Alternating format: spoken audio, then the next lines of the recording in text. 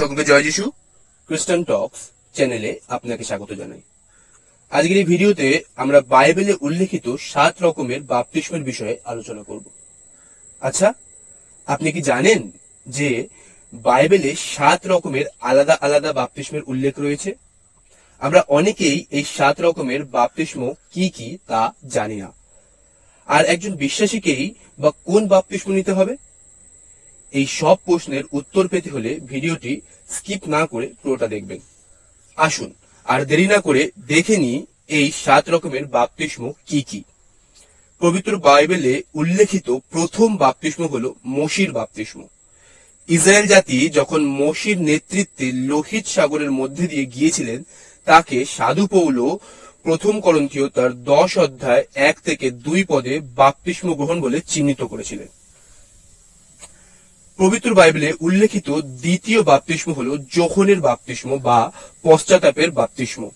এটি ছিল বাপ্তিস্মদাতা যোহনের দ্বারা পরিচালিত পশ্চাতাপের বাপ্তিস্ম, যার দ্বারা যীশু খ্রিস্টের আগমনের জন্য মানুষকে প্রস্তুত করা হয়েছিল। এটি ছিল পাপ থেকে ফিরে আসা এবং পবিত্র জীবনের প্রত্যাশার প্রতীক।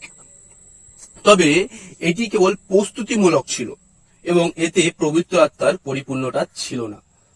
এই বাপ্তিস্মের বিষয় আমরা মথি লিখিত সুসমাচার তার 3 অধ্যায় 11 পদ, মার্ক লিখিত সুসমাচার তার 1 অধ্যায় 4 পদ ও লুক লিখিত সুসমাচার তার 3 অধ্যায় 3 পদে দেখতে পেয়ে থাকি।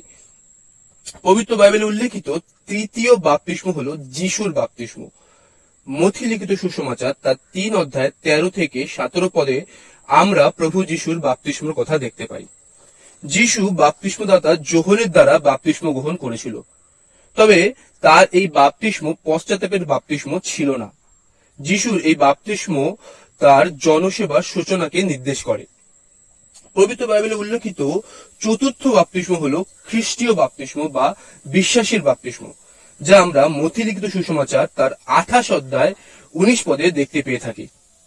মৃত্যু থেকে পুনরুত্থিত হয়ে ওঠার পর যিশু তার শিষ্যদের আজ্ঞা করেন যে তারা যেন সমস্ত বিশ্বাসীকে পিতা, পুত্র ও পবিত্র আত্মার নামে বাপ্তিস্ম দেয়।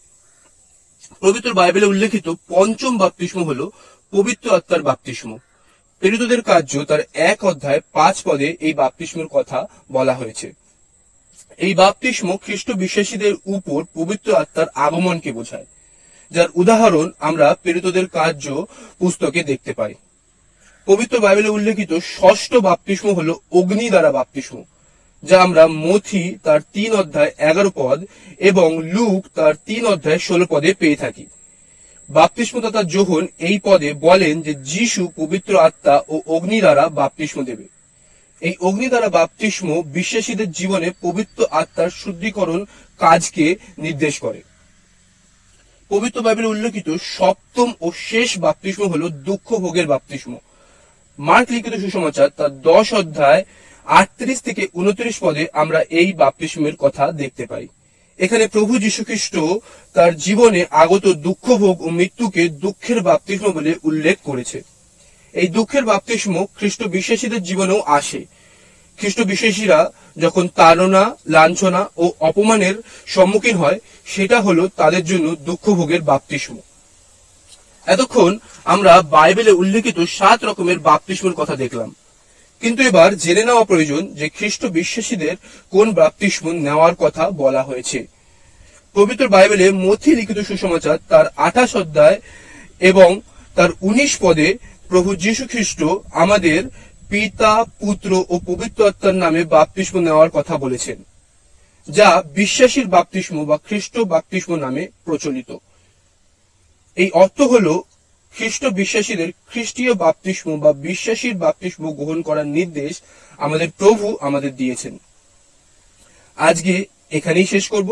দেখা হবে পরের ভিডিওতে। ভিডিওটি ভালো লাগলে লাইক ও শেয়ার করবেন।